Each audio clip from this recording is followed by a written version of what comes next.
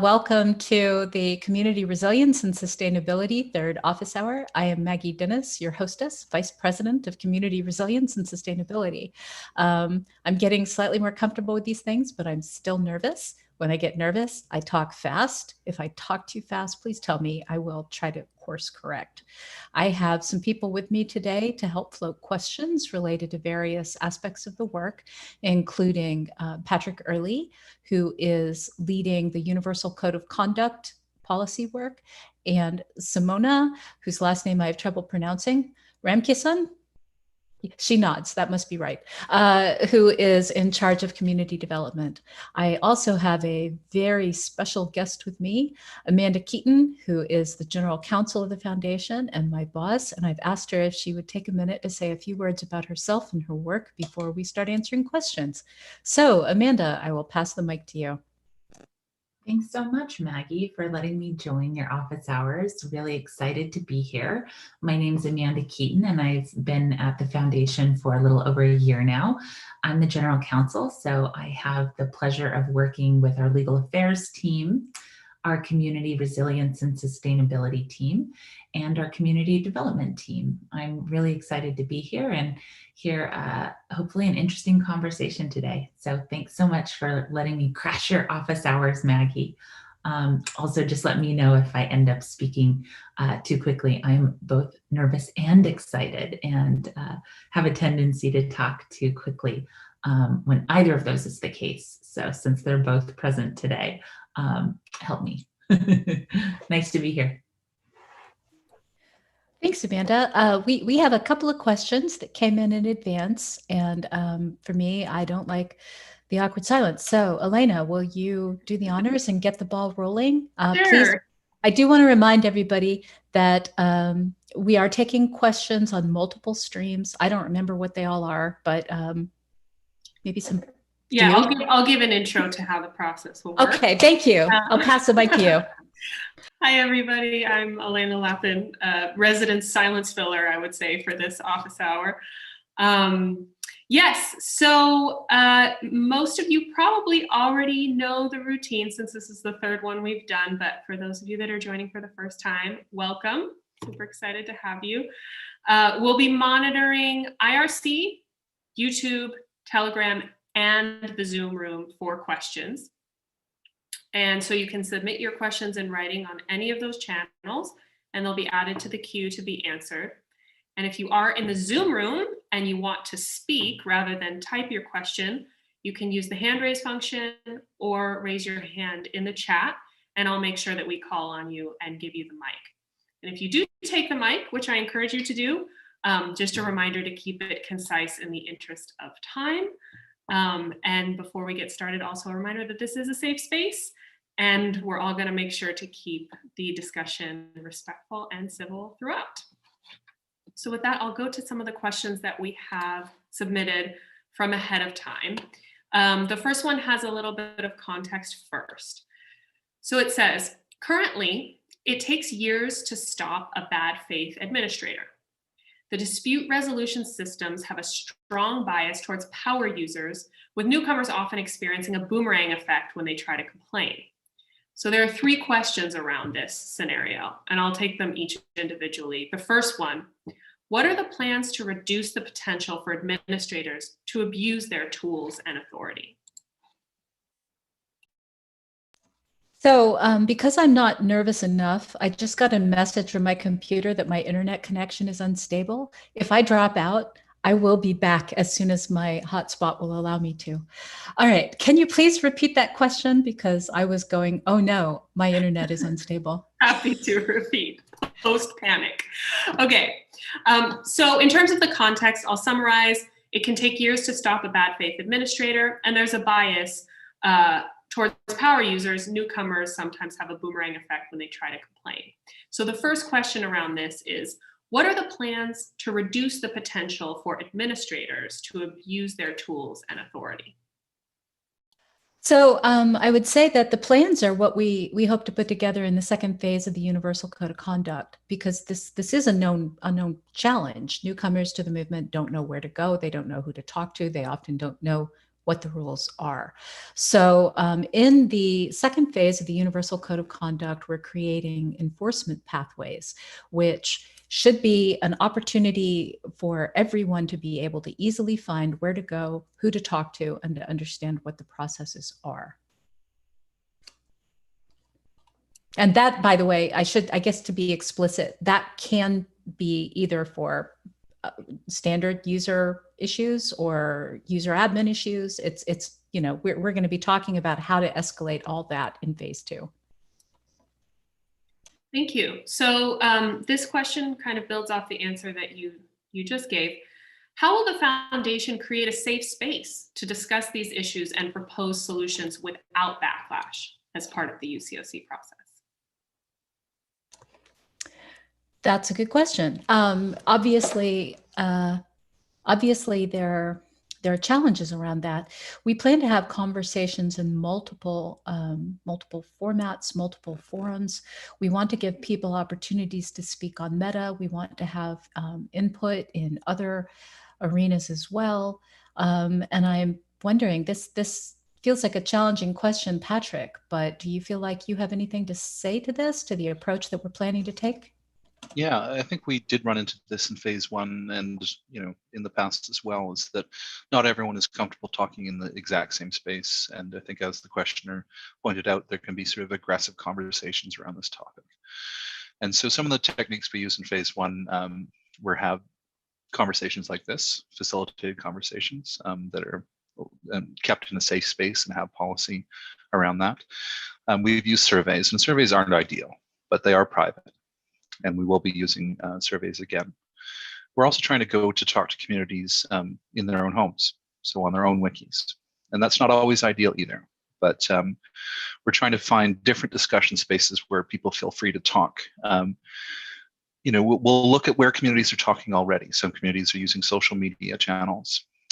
Some communities have their own Snapchat groups and Facebook groups. And so we want to reach out to folks in all those areas. But I do want to say that if folks really don't feel comfortable with any of those, my team is very happy to talk by email or directly with folks as well. So hopefully with that combination, we can get almost all the voices, if not all the voices, into the conversation. Thanks for that, Patrick. So turning back to power misuse and tool misuse, part of that question. The third part of this is, will trust and safety help volunteers, especially new volunteers, if they become a victim of tool misuse? Well, let's see. The answer to that is yes, where appropriate. Whenever possible, we hope to rely on community processes to deal with issues. And from what I've seen, community processes generally work quite well, but trust and safety already helps people who encounter issues that go above and beyond community capacity or step into some of the kind of worst of the worst. I don't have a great vocabulary for this, but if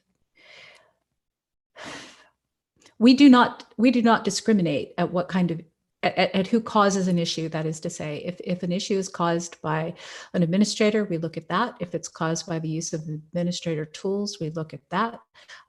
It's all down to a question of, is it severe enough for the foundation to do something? Is there a community process whereby it can be reviewed and handled instead? These are the kind of questions that we look at.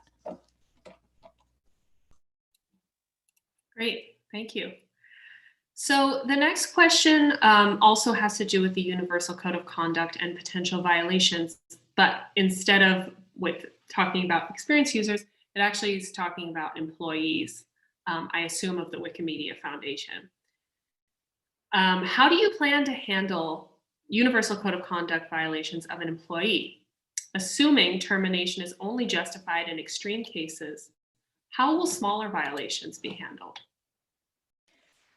Well, I have a feeling that some parts of this are going to be part of the UCOC Phase 2 discussion also. However, I will say that this isn't exactly a new consideration. We have friendly space policies, we have technical code of conduct policies, and both of these have provisions to address incidents created by staff. The technical code of conduct, I think it's written in, although I might be wrong about that. But currently, when issues are raised regarding staff conduct, this is a matter for our HR team to review, and trust and safety has sometimes been called upon to review incidents. Obviously, I can't talk about particulars involving staff, and have made recommendations to HR for them to review in consultation with Foundation's personnel attorneys. Now, that said, it's true that quite often incidents are more about coaching than they are about termination. And in that case, it could be that HR leads the coaching. It could be that a manager leads the coaching. There are different processes, and that should also hold true for the code of conduct. Thanks. So we actually had a follow-up question just come in about the question you answered before around supporting new volunteers if they become victims of tool misuse. You mentioned dispute resolution as part of that answer.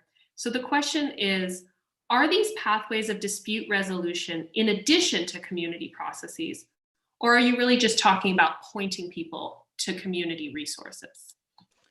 Well, I mean, it's early for me to talk about what's going to come out of phase 2, but I can talk to you about what I would like to see come out of phase 2. I would like to see pathways where people can come in with an issue and get assistance, whoever provides that assistance, whether that's foundation staff, whether that is volunteers, to say this is a community issue or this is not a community issue, and that they would then be directed to the proper place. We've talked about having a universal reporting system for some time. It's part of the recommendations made by the Movement Strategy Group. And I think that with a reporting system like that, then it is not an either or as much as it is a both, whichever happens to be appropriate under the circumstances. And I'm happy to try to clarify that more if I'm not clear enough on what I'm thinking and understanding. Thank you. We'll see if more follow-up questions come about that. I'll be keeping my eye out in case anyone has any follow-up. The next question is about misgendering and how that's going to be treated under the Universal Code of Conduct. There have been recent misgendering disputes on several wikis. Do you support communities being allowed to choose to discriminate against those with non-cis pronouns? Are you going to make misgendering someone a sanctionable offense under the Universal Code of Conduct?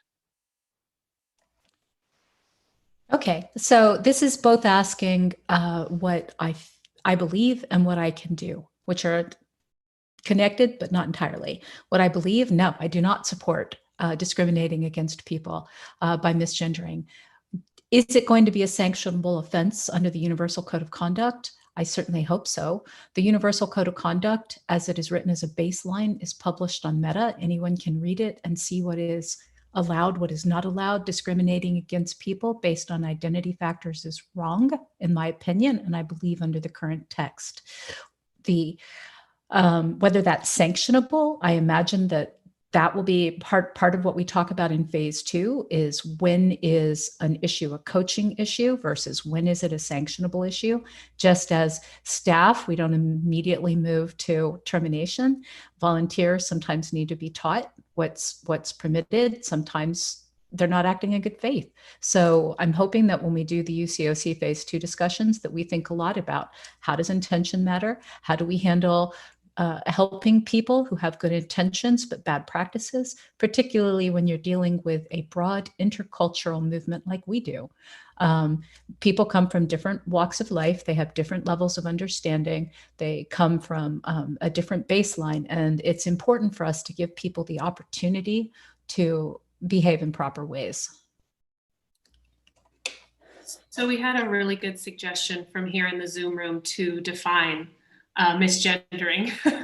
So Maggie, would you like to define it and then just maybe a sentence reiterating your position on that with regard to the UCOC? Misgendering, is there a definition in the UCOC currently? Because I would not want to move against that.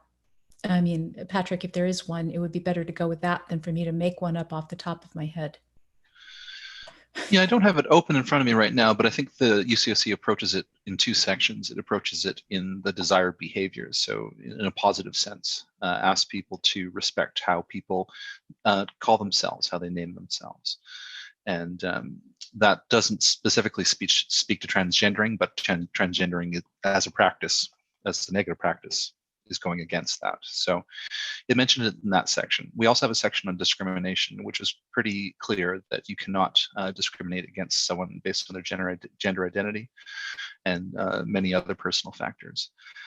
So it is fairly clear on those points. In terms of a really good universal definition of transgendering as a practice, I probably shouldn't do it. I am a cis male. It's not my area of expertise, and so I probably won't go out on that into that place to make a definitive definition of it. But it is something as a movement we have to get a handle on. We have, as a movement, we do have to define it.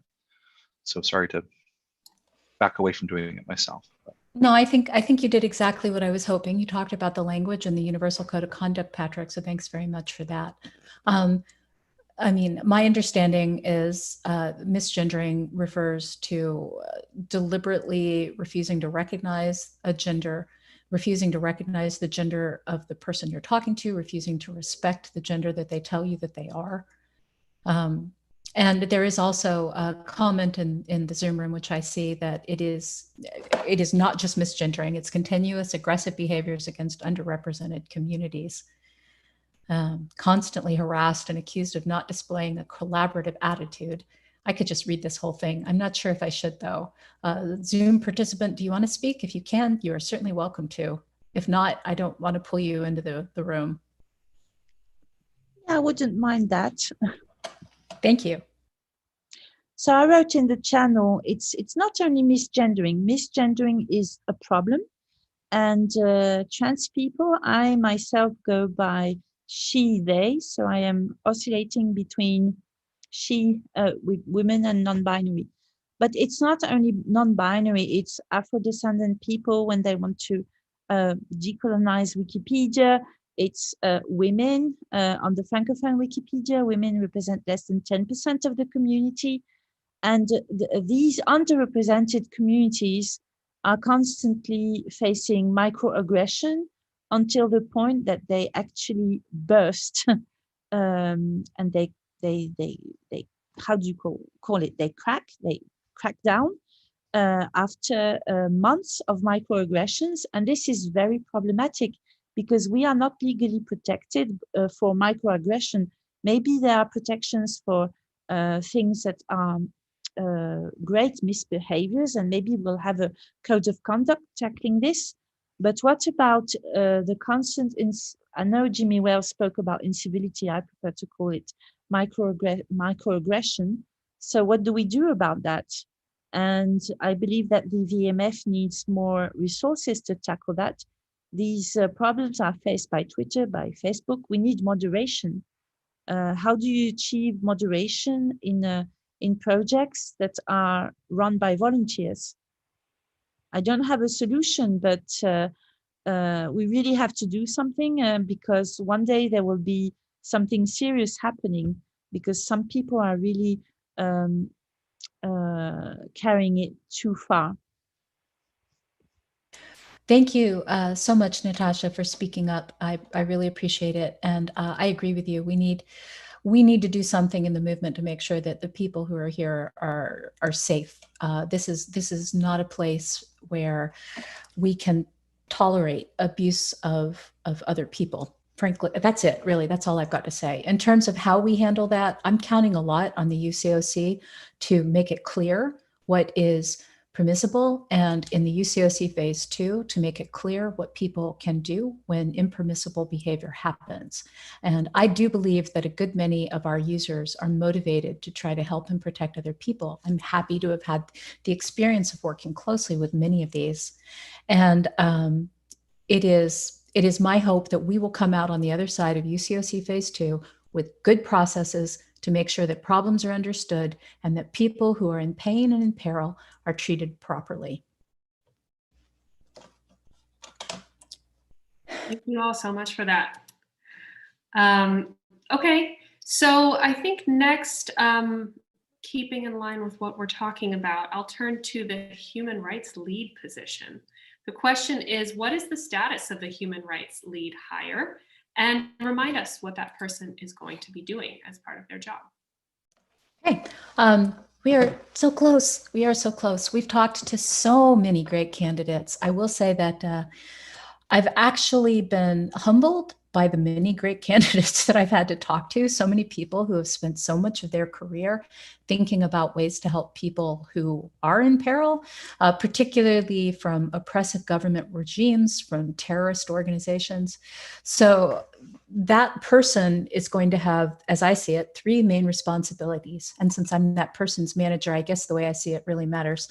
Their first priority is keeping people safe. When people in our movement face particularly organized oppression for their activities, if there are some areas of the world that are not friendly to open knowledge sharing and where you can be persecuted just for doing that. So this person's job is to understand what they're doing and help them find resources, help them find safety. The second role that they will be playing is helping our communities understand how to stay safe. There are many practices that people could undertake that would keep them safer, contributing knowledge in our environments. I myself know when I first came to Wikipedia as a volunteer, I don't remember how long ago that was. I even chose my username Moonridden Girl completely innocently of what that was going to mean. I'm not sorry for the username. It's a great username, but there are many times when I thought, I called myself Girl. Did I know how many people were going to try to get me to go out on dates when I did that? I did not. So should you use your real name? Does it make a difference where you live? Does it make a difference how easily you might be located by somebody who doesn't like what you're saying? These are important considerations. The Human Rights Lead will help work with local organizers, work with local groups to understand what does safety mean in your context. And the third role of the Human Rights Lead is going to be to help us make sure that the foundation is contributing to a safe environment for users, both through advocacy legally, working with our lawyers and our public advocacy, public policy teams, and also in looking at our own practices. We want to be sure that we don't inadvertently do things that put people at risk, that we don't host events necessarily in ways that create a higher risk for people who are already at risk, that we respect people who are transgendered, particularly in areas of the world where you can be legally challenged for being transgendered or for being gay. There's a lot that we need to think about to make sure that we do no harm. Thank you. So since we're talking about timelines, I will turn to the question of the UCOC timeline. When is the next phase of the Universal Code of Conduct going to happen? Do you have any timeline information beyond that? I probably won't surprise you all, but I'm going to pass the microphone to Patrick again. Yeah, so we're excited to get we're planning on getting started in January and February. We have a lot of stakeholder groups who have a lot of opinions about all of these issues. And so we have to do a really thoughtful, longer process than phase one in terms of getting in touch and giving opportunities to talk to a lot of groups that have a lot of things to say on this issue. So yeah, January, February, we'll start hopefully getting rolling on this. We will give you a much more detailed timeline on our meta page as soon as we can. And I apologize that we don't have anything up there right now, but we'll rectify that as soon as we can. And yeah, we'll have targeted outreach definitely to groups sort of based on the impact that this might have on their lives. And we know that most people in the movement will see some impact from changes in this area. So yeah, look, if you're familiar with their meta page on Meta, please do look to that in January for a lot more detail on this. Thanks, Patrick.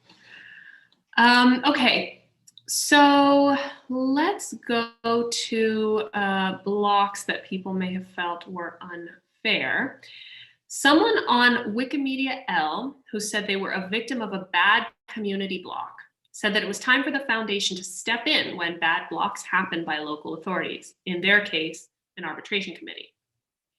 Does the foundation need to step up more often and more strongly to protect people? Yes, okay. It's a complicated question. I mean, and I have to say, I saw it on Wikimedia L. I have not had a lot of time to think about it other than we respect community self-governance, which means that if a seated body working in good faith with the trust of their community makes a decision that somebody is not a net positive to the community, I'm certainly not myself, nor any of the staff that I work with, anxious to go in and argue with them about that.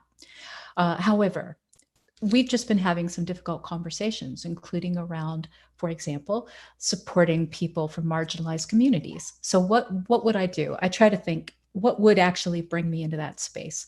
If I saw a community member who said that they were banned from a community because they were gay, because they were a woman, because they were trans, would I step in? Yes. In that case, as long as we are waiting for the UCOC to be ratified, I have a certain degree of responsibility for filling gaps in communities. Once the UCOC phase 2 is complete, it is my hope that we will have a process whereby the broader community can look at it and not say, you know, foundation, you figure this out if an arbitration committee has made a bad decision. Currently, of course, there are processes. You can go to Meta, you can do an RFC, but I understand that this is extremely difficult and challenging for people. And while we are working towards this, we are here to help. That said, again, I believe that our communities are really very good at self-governing. There are gaps, and I think that most of these bodies know what they're doing. So it would have to be a very strong reason for us to get involved. So you mentioned community self-governance and the idea that the Universal Code of Conduct will continue to strengthen community self-governance. So this question is about that. How do you plan to avoid the weaponization of the Universal Code of Conduct? For example, wiki lawyering and things like that. Training. That's the first thing that comes to my mind. I mean, I honestly think that wiki lawyering, which for those of you who don't know the term, I know it's commonly used on English Wikipedia for a term for people who will argue and argue and argue over fine points of policy while trying to avoid the larger principle. I think it's with us always. I think it's part of human nature. Certainly as a mother, I've seen it from my son. I think training to help the people who are doing mediation, to help administrators, to help volunteers who work in these areas to recognize it when somebody is taking a topic and trying to avoid the larger issue by pulling down into the weeds is probably a fairly good approach. Thank you. Okay, so this is about the Universal Code of Conduct across different communities, across different cultural norms. You've touched on that idea a few times, but this question asks specifically, what happens if a local community feels that an element of the Universal Code of Conduct does not apply to their community, is not consistent with their cultural norms? Yeah, I talked about this last time, I think. So I actually feel pretty firm on my opinion on this, which is good. I like feeling firm in my opinion. Either they are wrong or the Universal Code of Conduct is wrong. That's pretty much the crux of it. So now that's a pithy way to say it. There are some possibilities that we might have a provision of a Universal Code of Conduct that might not apply to Wikidata or something. I don't know. But as a general rule of thumb, it's universal because it is universal. It applies to everybody everywhere. And if it doesn't apply to them, then what they need to do is explain why to the broader community. We've talked in the past about how the Universal Code of Conduct has to be a living document. It must be open to revision and evolution as it goes, which means that if there is something that doesn't fit in a community and it genuinely doesn't fit in the community, it's probably not correct. And we probably need to sit down and understand why not. How could it be changed so that it is truly universal? Great. And then moving away from the Universal Code of Conduct to a more specific governance body question, is the case review committee functioning, and is it hearing appeals? Yes, yes, it is. I'm very, very pleased with the way the case review committee is working. There have been several appeals that have come in. I don't want to kind of override their ability to tell their own news, because I know they are going to be doing a quarterly update in January. But they've had several appeals come through. Not all of them have actually been eligible for review, but they have concluded at least one open appeal.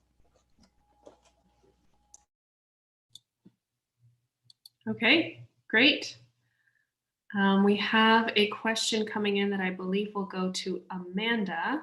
It's being typed out now. 1 second.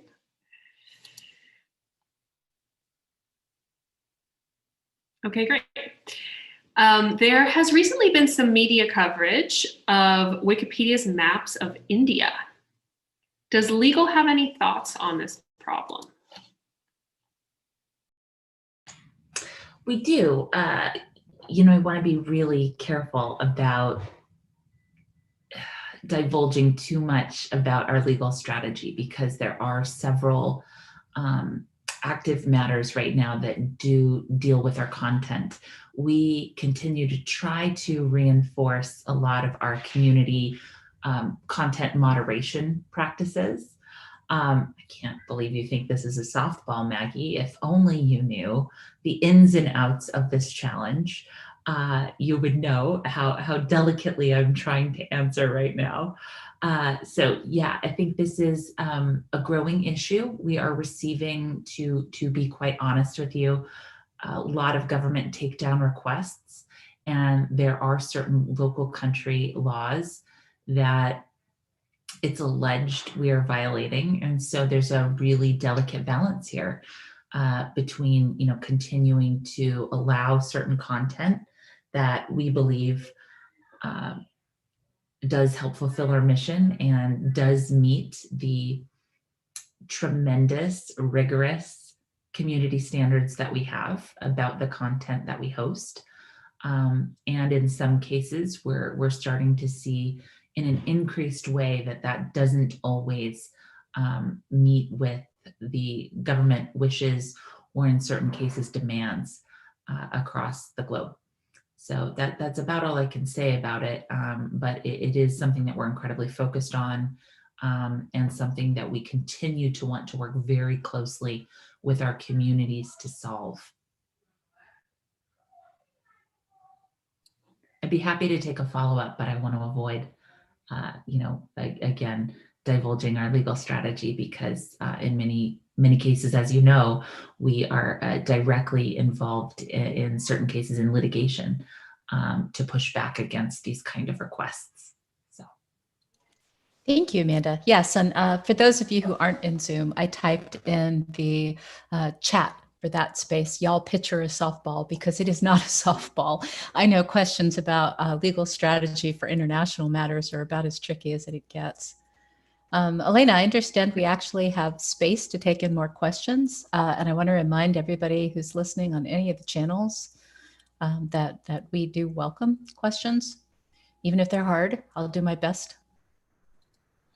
Yeah, I think we've just given Amanda about the hardest initiation you can get to an office hour. So please feel free, ask whatever you want to ask. We do have one question in the queue, but I will wait to see if there are other questions that come up.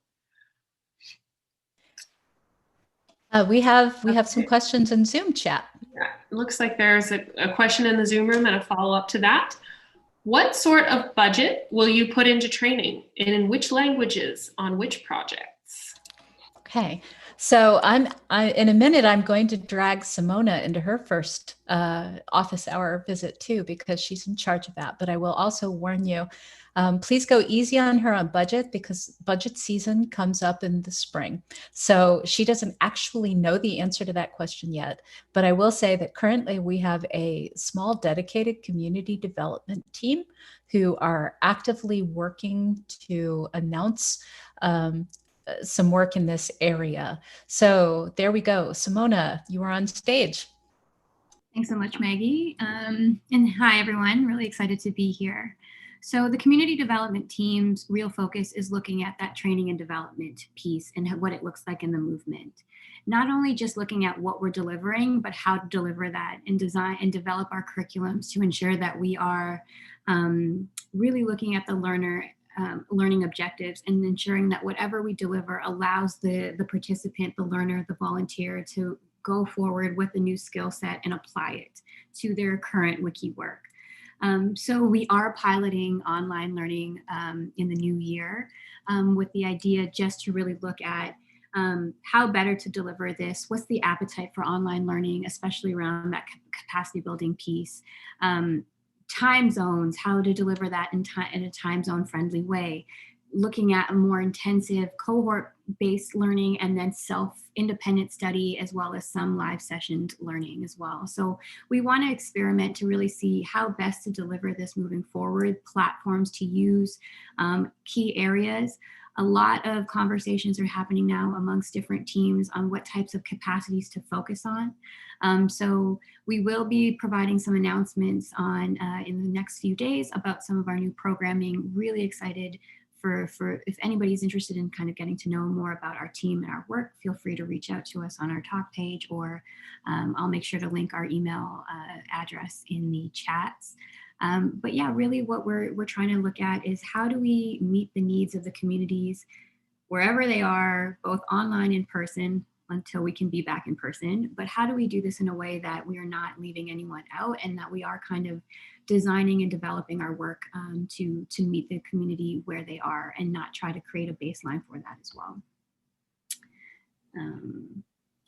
Thanks, Simona. We have a couple follow-up questions around capacity building that I think you may be able to answer. One is specifically about capacity building around mediation. I don't know if you have anything to share or if there's any materials or thoughts about developing capacity around mediation, but the question is, what might this look like for interested community members? I think, that is a key area that we are going to look at and develop, learning resources, training and development experiences to kind of meet that need. But I think mediation is one of those spaces where there is so much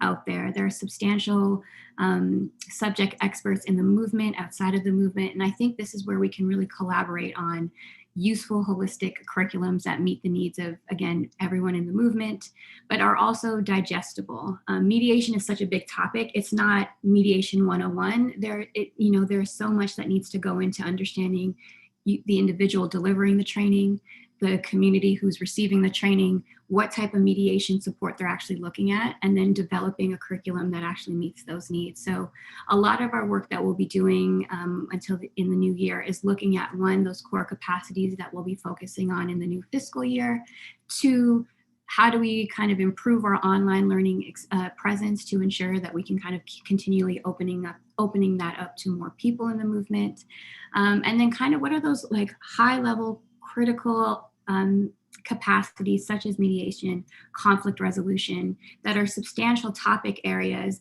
that need a bit more collaboration to ensure that we're providing information that is useful and relevant, and not because we as Wikimedians want it to look at that way. There are kind of there's already substantial learning outs in the ecosystem as it is, and this is one of the areas that partnering seems to be probably our best solution. Thank you. So yeah, the follow-up question to that, which I think you've answered, is about just capacity building for community around other issues that we're talking about today. So I would imagine that means like safe spaces and governance and all of those things. But it sounds like what you're saying is that prioritization is going to happen in partnership so that communities can really identify what the most important areas are for capacity building and for your team to build out. Is that right? Yes, and also what are some of the best delivery methods to do that as well? Great, thank you. Okay, let's see. This one looks like it has some context. The proposed Universal Code of Conduct states, quote, Respect the way that contributors name and describe themselves. As a sign of respect, use these terms when communicating with or about these people. So again, touching on what Patrick was talking about earlier. Should this principle extend to religious names, titles, and honorifics?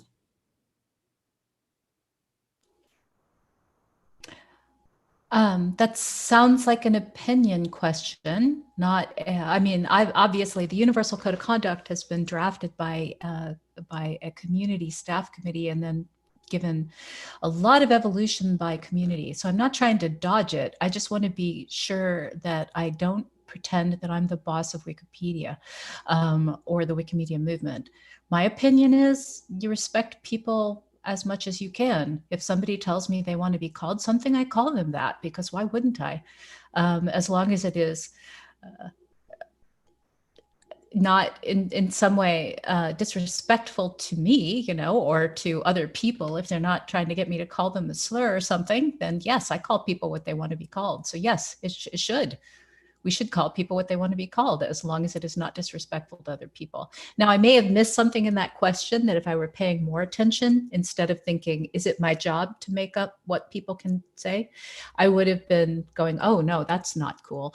But generally speaking, as a general approach, yes, you call people what they want to be called, because why wouldn't you? Thanks for that. Okay. So going to trust and safety cases, there's a question about why would any trust and safety case not be eligible for an appeal? What would the situation be around a case that might not be eligible for an appeal? So the Trust and Safety Case Review Committee's handbook is on Meta. And the reason why I'm telling you that is not because I'm not going to answer you, but because if I say it wrong here, the thing that's published is the thing you should believe. But as you probably all remember, we created the Trust and Safety Case Review Committee on request of the board to help us ensure that we were well aligned with community on where we should be involved and where we should not. So the Case Review Committee looks to see, should the foundation have had a role in this? Was the sanction or not sanctioned, because sometimes people may appeal that we didn't take action. Was this appropriate to the situation?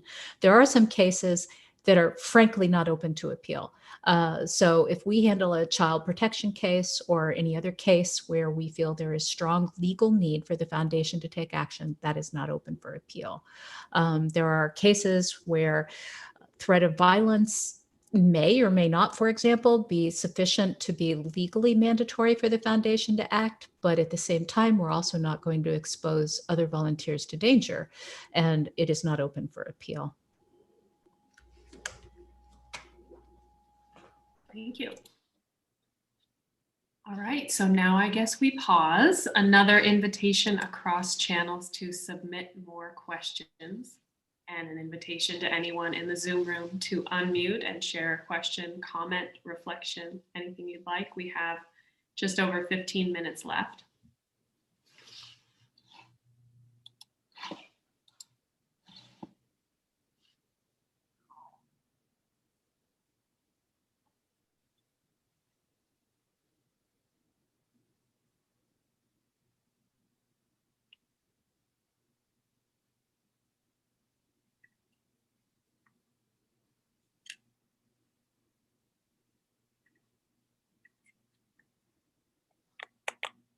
We'll wait about as long as Maggie can tolerate the silence. And then if we don't have other questions, we can also wrap up early, although I'm enjoying hanging out with everybody.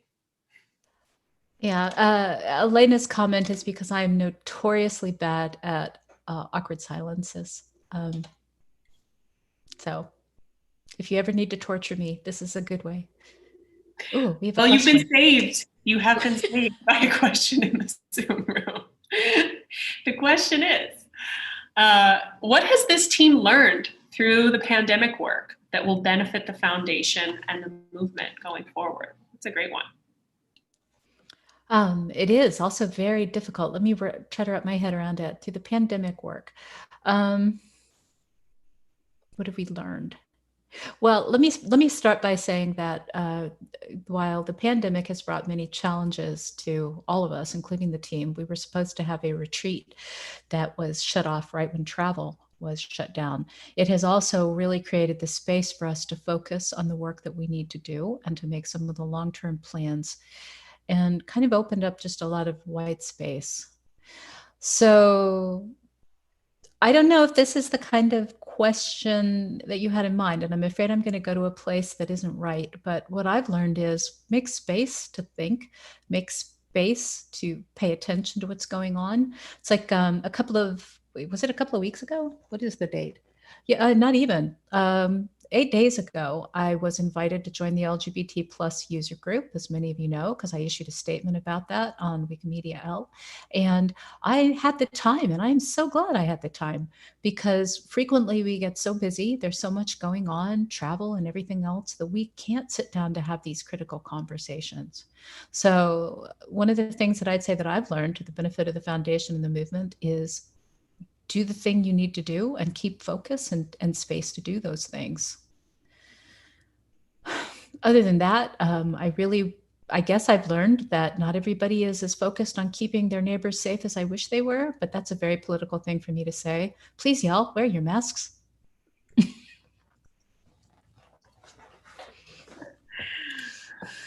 Controversial thing to say, but only I think in our cultural context. So yes.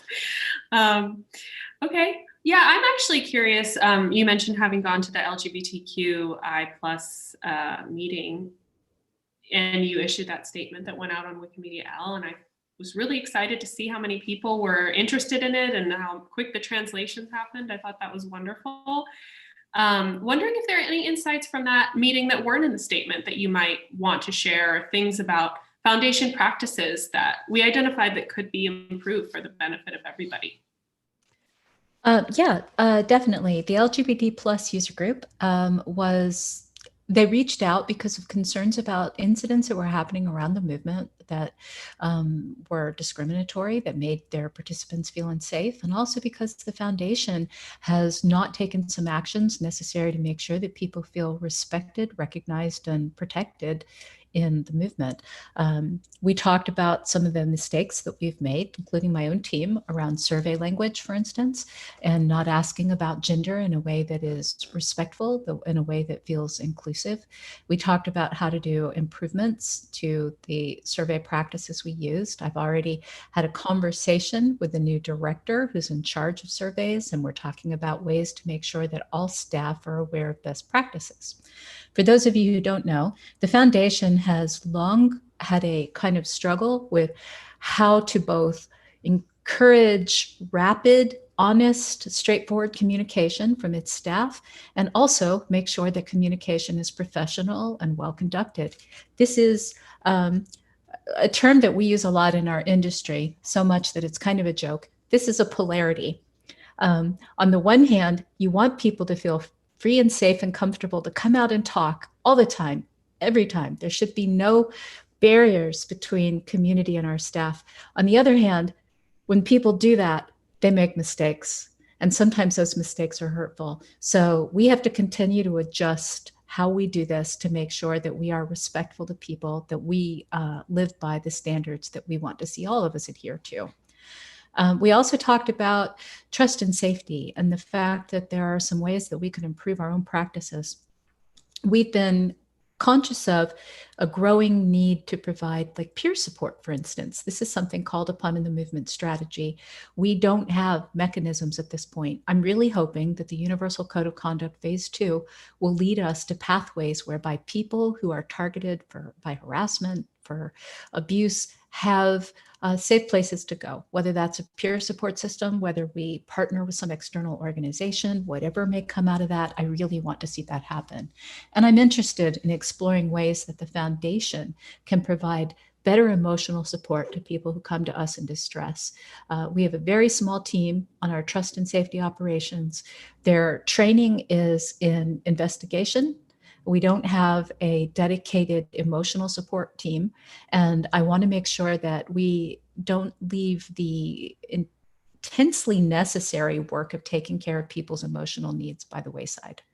Is there anything else? I think off the top of my head, that's what I come up with. I know there's more, and I'm sorry that I'm not capable of recalling it all instantly. Thank you. That's great. Switching over to misinformation and disinformation. Are there any plans for further work on this, on misinformation and disinformation, after the US election season has ended?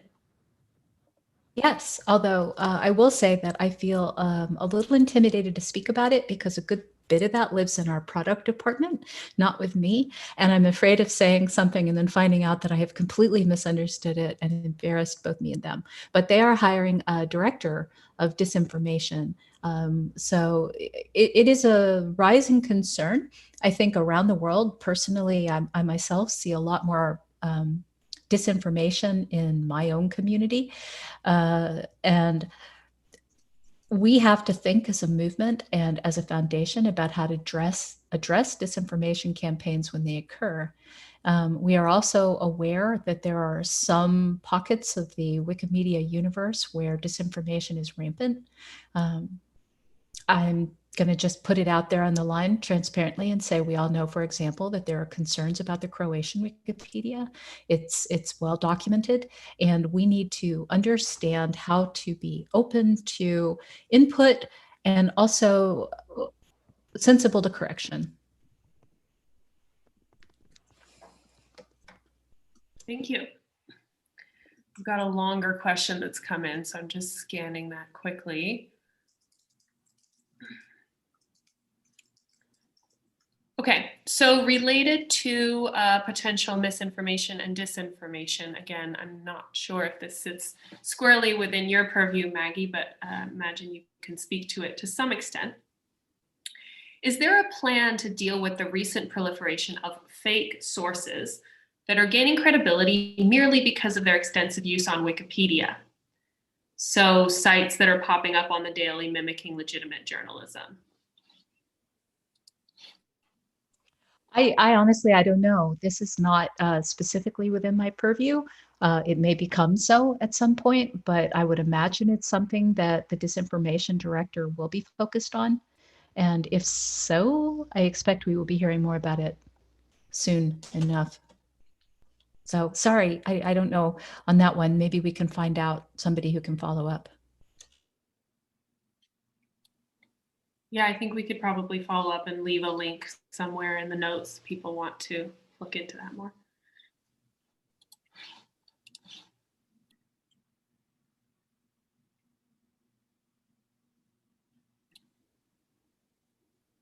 I hope somebody asks me something I know so that my last answer isn't, I don't know.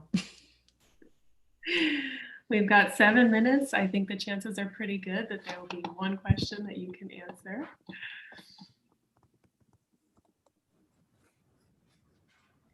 Yes, Natasha, do you want to unmute and say something? Yes, if nobody has a question. Go ahead.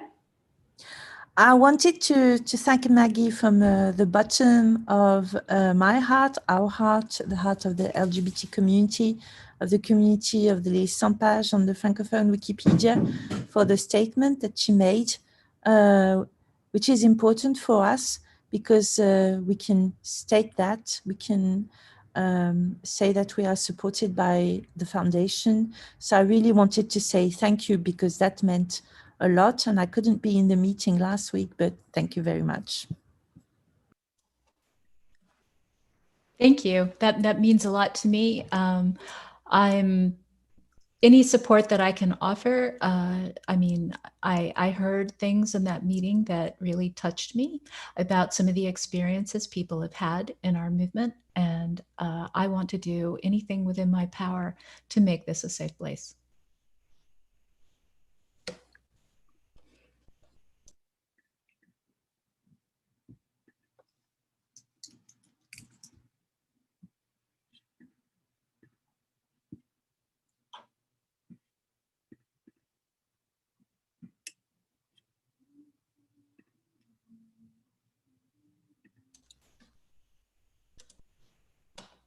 Okay. I will give it another 15, 30 seconds and If not, we can wrap 5 minutes early.